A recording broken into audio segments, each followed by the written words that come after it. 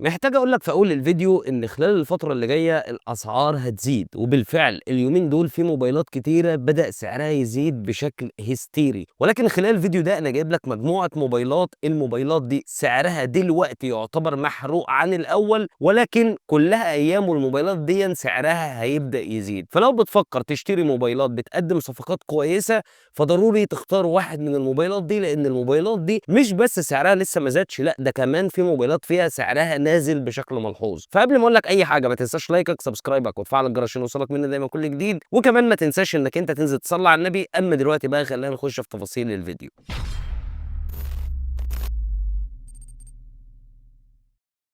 اهلا وسهلا بيكم، انا محمد ودي قناه يمكن ريفيوز. واول الموبايل ده سعره نازل فعلا حوالي 3000 جنيه عن سعره الاصلي، هو الريلمي 14 برو بلس.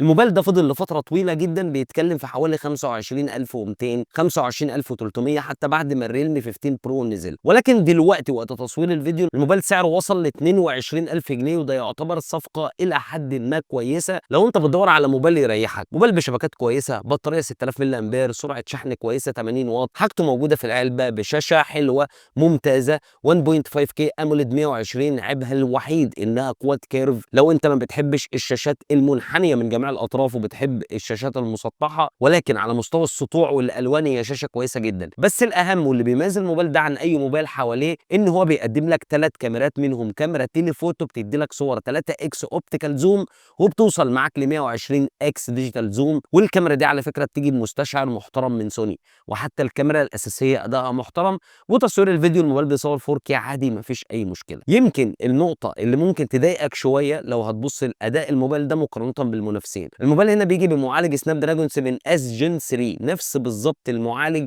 اللي كان موجود في الريدمي نوت 14 برو بلس من شاومي. المعالج ده اضعف من ال 7 جن 3 الموجود في الاونر 400 وموجود في الفيفو في 50. فلو انت بتدور على موبايل متوازن بحاجته كامله من براند موثوق فيه، عايز كاميرا تليفوتو، الموبايل ده اختيار كويس، وخصوصا ان مش دايما موبايلات ريلمي سعرها بينزل. اما بالنسبه للموبايل رقم 2 هو برده من ريلمي، هو الريلمي بي 1 برو. اتكلمت عن الموبايل ده كتير الصراحه، ولكن الموبايل دلوقتي سعره 11111 جنيه للنسخه 8256. انزل بص تحت كده هتلاقيني كاتب لك كل موبايل بيتباع فين بالظبط. الموبايل ده دلوقتي انا شايفه كويس، وقريب مش هتلاقيه لانه موبايل متوازن جدا الحقيقه. فات 11000 جنيه انا بالنسبه لي الانفينكس نوت 50 اس رقم واحد، بس الانفينكس بيفتقد نقطه الكاميرا شويه، ومش اقوى حاجه في نقطه الشبكات. هي شبكته كويسه جدا بس لا تقارن بمجموعه البي بي كي. هنا بقى بيجي لك الريلمي عشان يدي لك توليفه مظبوطه بتجربه كاميرات كويسه.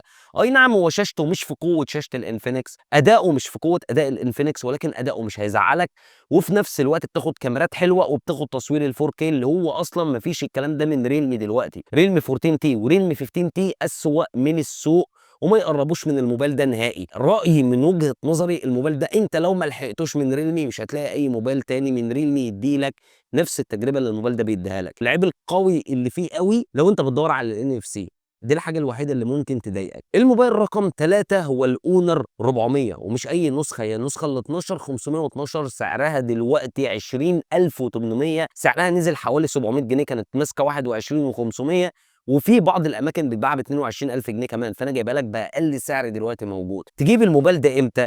لو عايز موبايل متوازن بشاشه حلوه جدا واعلى سطوع، وفي نفس الوقت تجربه كاميرات كويسه جدا جدا، ومش بتحب سامسونج، ساعتها اونر هيكون اختيار كويس. وخصوصا لو انت بتدور على ذاكره تخزينيه 512، انت عايز ذاكره تخزينيه كبيره تكفيك، الموبايل ده ممتاز ويعتبر شبه متكامل على فئته السعريه. عيوبه فريمه بلاستيك، وفكره ان مقاومه الغبار والميه فيه مش عاليه. لو انت بتدور على اداء يومي اكتر ممكن تجيب الاي 56 بس سعره زاد الفتره دي. لكن لو انت بتدور على موبايل متوازن ب 512 جيجا، الموبايل ده فعلا خطير وهيعجبك وهتحبه لما تستخدمه. الموبايل اللي بعد كده هو الموتورولا ايدج 50 فيوجن، للي بيدور على موبايل في حدود ال 15000 جنيه 12512. الموبايل سعره محروق دلوقتي ال 15000 جنيه. اعتقد ان ده سعر كويس جدا لو انت عايز موبايل 512 جيجا مع شاشه 144 هرتز اموليد محترمه. عيبها بس انها كيرف للناس اللي ما بتحبش النوعيه دي من الشاشات، مع معالج كويس سناب دراجون 7 اس جين 2، اداؤه كويس جدا، وفي نفس الوقت معاك اندرويد خام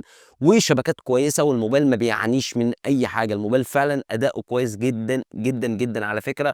ومن الموبايلات المحترمه اللي بتقدم تجربه كاميرات كويسه جدا. بس فكره انك تاخد 512 جيجا دي حاجه مميزه للموبايل ده جدا، لان الموبايل اللي بعده هو اخوه الاعلى منه اللي نزل بعده الموتورولا ايدج 60 فيوجن، ولكن الموبايل معاه سماعه كمان هديه 12 256 ب 15600. اشتري الموتورولا ايدج 50 فيوجن بال 15 ولا اشتري الايدج 60 فيوجن ب 15600 واخد السماعه الهديه؟ رايي لو مش بتفكر في حجم ذاكره تخزينيه كبير 256 بالنسبه لك كويس، مش فارقه معاك ال 512، مش فارقه معاك ال 144 هرتز، بس عايز شاشه متطوره اكتر، اداء اقوى، وخصوصا في تجربه الالعاب بيوصل ل 90 فريم مع ال 7300 دايمنستي، زائد ان انت عايز تجربه كاميرات ارقى كمان، رايي روح لل 60 فيوجن، اختيار محترم. لكن لو يهمك الذاكره التخزينيه الكبيره وفكره ال 144 هرتز اللي في الشاشه، فخليك في الايدج 50 فيوجن. والموبايل اللي بعد كده هو الانفينكس نوت 50 اس، بطل فئه ال 11000 جنيه من وجهه نظري لحد دلوقتي، ومفيش موبايل متوازن زي ما الموبايل ده بيقدم بالظبط. الموبايل ده دلوقتي سعر ال 8 256 منه 11600، قريب صدقني مش هتلاقي الموبايل ده وسعره هيترفع بشكل كبير، لان كل الموبايلات او اغلبها بدا سعرها يزيد. فانا رايي انك تلحق. الموبايل ده بيدي لك توازن مفيش موبايل تاني بيديهولك، الشاشه الاموليد ال 144 الممتازه، نقطه الضعف الوحيده فيها انها كيرف، فبتكون معرضه للكسر اكتر من الشاشه العاديه، بتاخد معالج قوي دايمنسي 7300، الموبايل الوحيد على سعره اللي بيلعب 90 فريم، زائد انك بتاخد تجربه كاميرات مرضيه. هي طبعا مش الافضل مقارنه بالمنافسين زي الام 55 والريلمي بي 1 برو، لكنها ستيل كويسه ما فيهاش اي مشكله. بطاريه محترمه، سرعه شحن 45 واط كويسه، سماعات ستيريو صوتها محترم. الموبايل بيقدم باكج حلو جدا على فكره، ولكن لو انت بتدور على اقوى تجربه كاميرات، دي الحاجه الوحيده اللي ممكن تبعدك عنه لو انت بتتكلم على الافضل في الكاميرات. لكن لو عايز تجربه كاميرات مرضيه ما تزعلكش مع تجربه شبه متكامله، الموبايل ده فعلا محترم. والموبايل اللي بعد كده هو لو انت عايز موبايل من اونر، افضل صفقه موبايل من اونر دلوقتي ممكن تكون ما بين الاونر اكس 9 دي وما بين الموبايلات الثانيه من اونر اللي تعتبر تعبانه. انت لو عايز موبايل متوسط من اونر، اي حد يقول لك روح ادفع 17 وهات الاونر اكس 9 دي، يا اما تنزل تحت ال 15 وتجيب الاونر 400 لايت. انا بقى بقول لك لا، الاونر اكس 9 سي دلوقتي سعره 15100 جنيه، وافضل لك لو انت عايز تجيب موبايل من اونر ب 13 او 12 وعينك على الاونر 400 لايت او الاكس 8 سي او الاكس 8 بي، سيبك من كل دول وروح هات الاونر اكس 9 سي، لانه فعلا محترم، بتاخد تصوير 4K، بتاخد معالج 6 جين 1، معالج كويس محترم مش هيضايقك.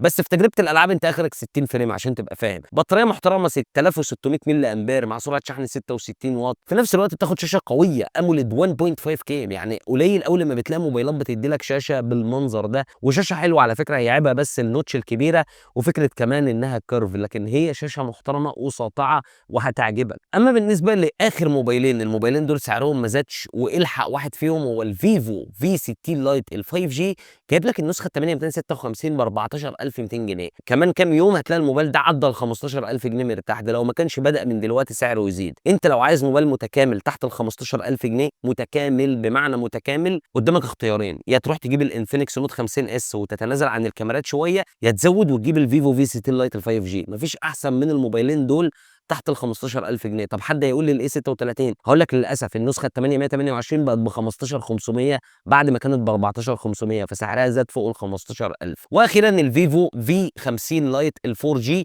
8256، لحسن الحظ لسه ما زادتش، سعرها 9800. لو انت عايز موبايل تحت ال 10000 جنيه من براند مضمون مش بتاع العاب انت، وعايز بطاريه عملاقه مع سرعه شحن صاروخيه مع شاشه حلوه وتجربه كاميرات كويسه، رايي الموبايل ده هيدي لك التجربه دي بس بعيدا عن تجربه الالعاب، وخصوصا قوه الشبكات والبراند المضمون اللي محدش بيشتكي منه. ودي بالنسبه لي الموبايلات اللي لحد دلوقتي سعرها ما زادش، وفي موبايلات كتيره منهم سعرها نزل زي الريلمي 14 برو بلس، زي الاونر 400 النسخه الكبيره، زي الموتورولا ايدج 50 فيوجن و60 فيوجن. فضروري ان انت لو بتفكر تشتري موبايل الحق واحد من الموبايلات دي، لان ما اضمنلكش الفتره اللي جايه انك هتلاقي موبايل منهم، لان حقيقه زياده الاسعار فعلا، وفي موبايلات كتيره سعرها ضرب. ولو انت مش مصدقني خش بنفسك انت اتاكد، او انزل المحلات اللي جنبك اسال فيها، هتلاقي ان الاسعار زادت. ما تنساش في اخر الفيديو لايكك، سبسكرايبك، وتفعل الجرس عشان يوصلك مني دايما كل جديد. وكالعاده انتظرني فيديو جديد، وسلام.